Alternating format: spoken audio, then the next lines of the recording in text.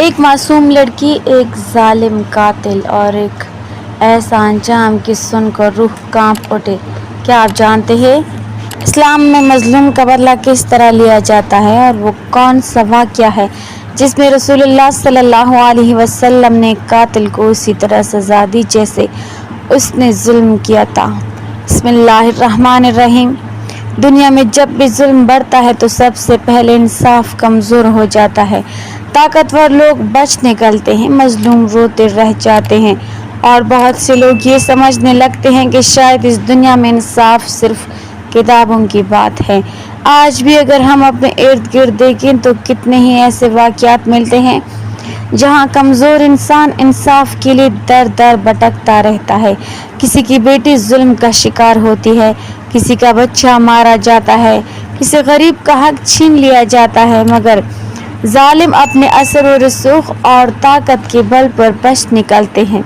لیکن اسلام ایسا دین ہے جس نے اگر سب سے پہلے انصاف کو مضبوط کیا۔ اسلام نے یہ اعلان کیا کہ چاہے ظالم کتنا ہی طاقتور کیوں نہ ہو، اگر جرم ثابت ہو جائے تو سزا ضرور ملے گی۔ دوستو، اسلام صرف عبادات کا نام نہیں، اسلام انسانیت کی حفاظت کا دین ہے۔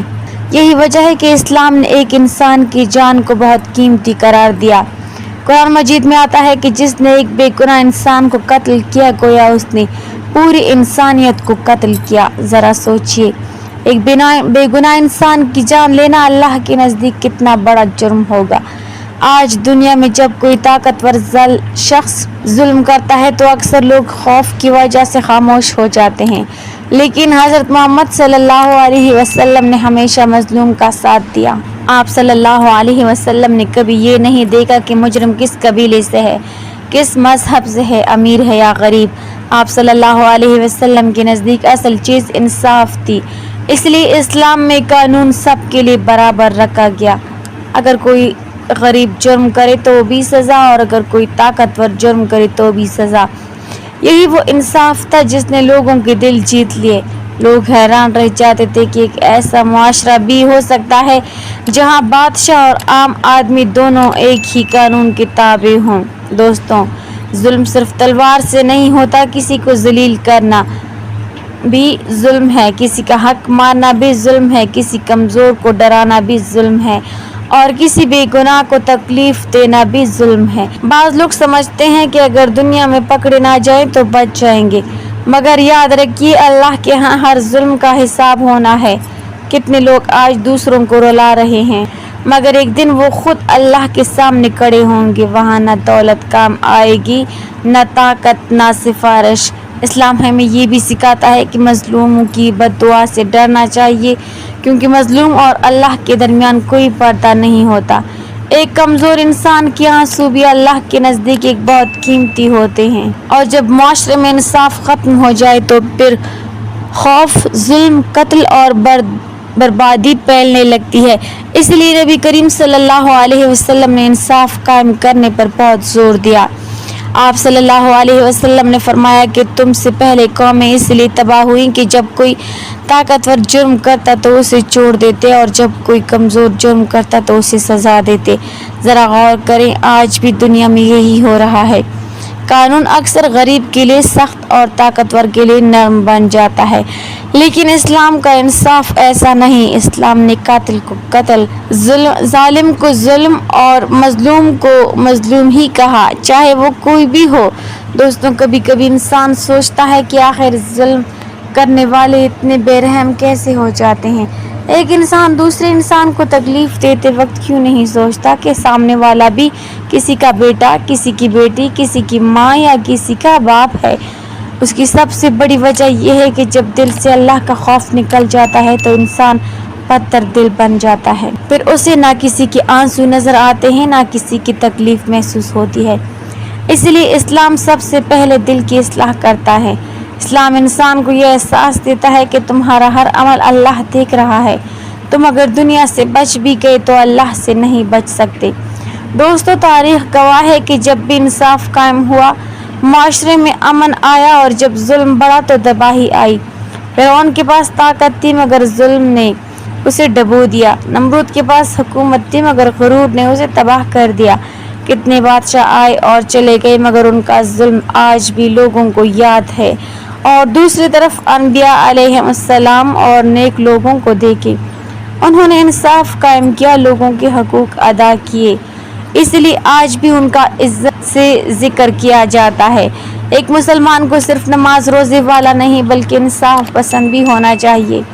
اگر کوئی شخص عبادت تو بہت کرتا ہو مگر لوگوں پر ظلم کرتا ہو تو اللہ کے نزدیک وہ کامیاب نہیں ہو سکتا۔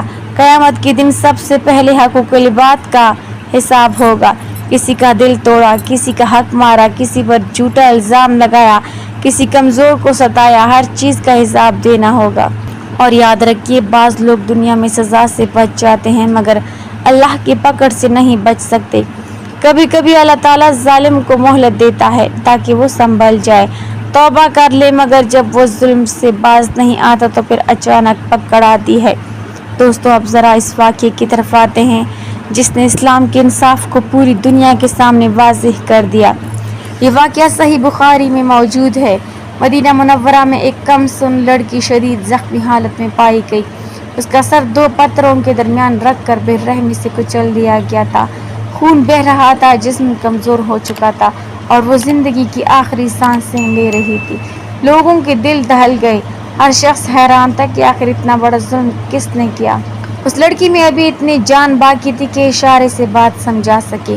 لوگ فوراً اسے لے کر حضرت محمد صلی اللہ علیہ وسلم کی خدمت میں حاضر ہوئے۔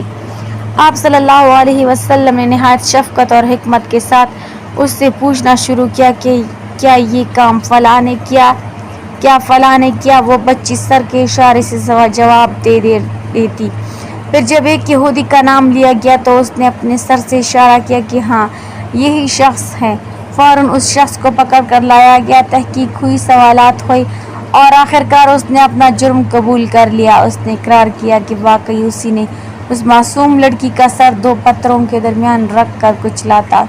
اب ذرا انصاف دیکھیے، نہ قاتل کی قوم دیکھی گئی، نہ مذہب، نہ حیثیت۔ جب جرم ثابت ہو گیا تو حضرت محمد صلی اللہ علیہ وسلم نے حکم دیا کہ اس کے ساتھ بھی وہی کیا جائے جو اس نے اس معصوم لڑکی کے ساتھ کیا تھا۔ چنانچہ اس ظالم کا سر بھی 2 پتھروں کے درمیان رکھ کر کچل دیا گیا۔ یہ تھا اسلام کا انصاف، نہ کسی طاقتور کو رعایت، نہ کسی ظالم کو معافی۔ یہ واقعہ صرف ایک سزا کی کہانی نہیں بلکہ پوری انسانیت کے لیے ایک پیغام ہے کہ مظلوم کا حق کبھی ضائع نہیں ہوتا۔ آج اگر ہم چاہتے ہیں کہ ہمارے معاشروں میں امن آئے، ظلم ختم ہو، لوگ سکون سے رہیں تو ہمیں انصاف کو مضبوط کرنا ہوگا۔ اپنے گھروں میں انصاف، اپنے معاملات میں انصاف، اپنے فیصلوں میں انصاف، کیونکہ جب انصاف زندہ ہوتا ہے تو معاشرہ زندہ رہتا ہے، اور جب انصاف مر جائے تو معاشرے تباہ ہو جاتے ہیں۔